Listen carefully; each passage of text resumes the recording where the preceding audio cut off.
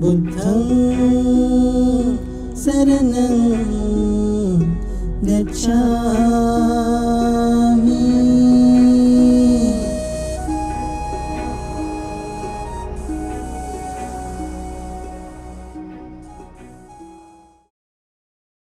पांचवें दिन नामकरण संस्कार किया गया। अब दुखी ना हो, मुझे मरने दे, मेरा अंत समय आ पहुंचा है।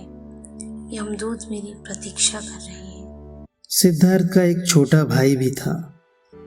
उसके ताया चाचा की भी कई संतानें थी।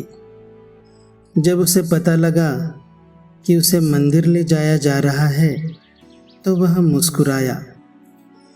उसके हाथ पर समर्पण का जल सिंचन कर शुद्धोधन ने सभमित्र को ही शिक्षण के निमित्त सिद्धार्थ को सौंप दिया। इसके अतिरिक्त उसने भारद्वाज से चित्त को एकाग्र करने तथा समाधिस्थ करने का मार्ग सीख लिया था। भारद्वाज आलार कालाम का शिष्य था। उसका अपना आश्रम कपिलवस्तु में ही था।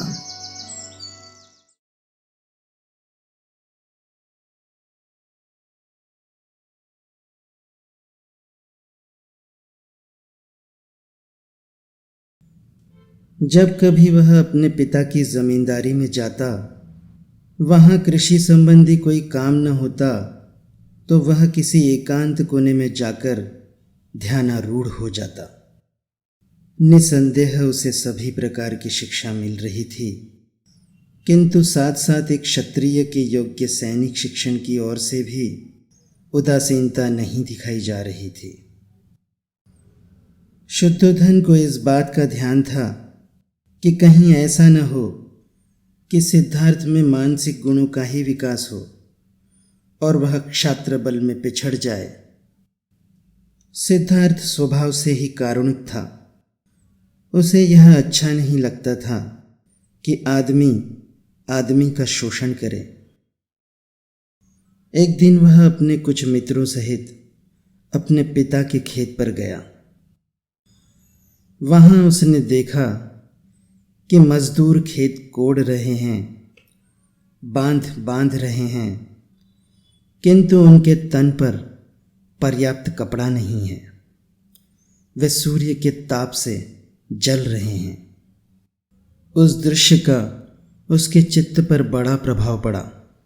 उसने अपने एक मित्र से कहा, एक आदमी दूसरे का शोषण करे, क्या इसे ठीक कहा जाएगा?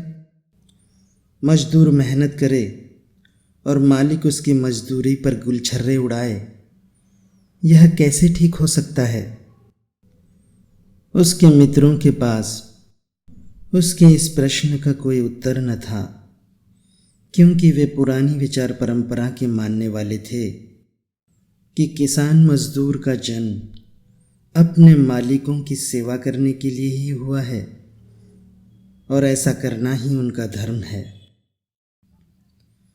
शाक्य लोग वप्र मंगल नाम का एक उत्सव मनाया करते थे।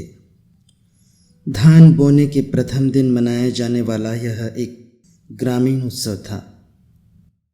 शाक्यों की प्रथा के अनुसार उस दिन हर शाक्य को अपने हाथ से हल जोतना पड़ता था।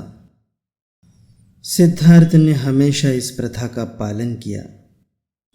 वह अपने हाथ से हल चलाया करता था। यद्यपि वह विद्वान था, किंतु शरीर श्रम से उसे घृणा न थी। उसका क्षत्रिय कुल था।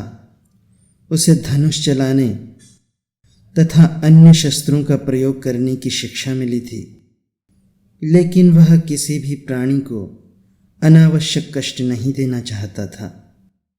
वह शिकारियों के दल के साथ जाने से इनकार कर देता था। उसके मित्र कहते, क्या तुम्हें शेर चीतों से डर लगता है? वह प्रत्युत्तर देता, मैं जानता हूं कि तुम शेर चीतों को मारने वाले नहीं हो। तुम हिरणों तथा खरगोशों जैसे निष्प्रह जानवरों को ही मारने वाले हो। शिकार के लिए नहीं तो अपने मित्रों का निशाना देखने के लिए ही आओ। उसके मित्र आग्रह करते। सिद्धार्थ इस तरह के निमंत्रणों को भी अस्वीकार कर देता, कहता, मैं निर्दोष प्राणियों के वध का साक्षी नहीं होना चाहता। उसकी इस प्रवृत्ति से प्रजापति गौतमी बड़ी ही चिंतित हो उठी। वह उससे तर्क करती, तुम भूल गए हो कि तुम एक क्षत्रिय कुमार हो। लड़ना तुम्हारा धर्म है। शिकार के माध्यम से ही युद्ध विधा में निष्णात हुआ जा सकता है, क्योंकि शिकार करके ही तुम ठीक ठाक निशाना लगाना सीख सकते हो। शिकार भूमि ही युद्ध भूमि का अभ्यास क्षेत्र है। लेकिन सिद्धार्थ बहुधा गौतमी से पूछ बैठते, तो माँ, एक क्षत्रिय को क्यों लड़ना चाहिए? और गौतमी का उत्तर होता, क्योंकि यह उसका धर्म है। सिद्धार्थ उसके उत्तर से संतुष्ट न होता। वह गौतमी से पूछता, माँ, यह तो बता कि एक आदमी को मारना एक आदमी का ही धर्म कैसे हो सकता है? गौतमी उत्तर देती, यह सब तर्क एक सन्यासी के योग्य है, लेकिन क्षत्रिय का तो धर्म लड़ना ही है। यदि क्षत्रिय भी नहीं लड़ेगा तो राष्ट्र का संरक्षण कौन करेगा? लेकिन माँ, यदि सब क्षत्रिय परस्पर एक दूसरे को प्रेम करें तो क्या बिना कटे मरे वे राष्ट्र का संरक्षण कर ही नहीं सकते? गौतमी निरुत्तर हो जाती।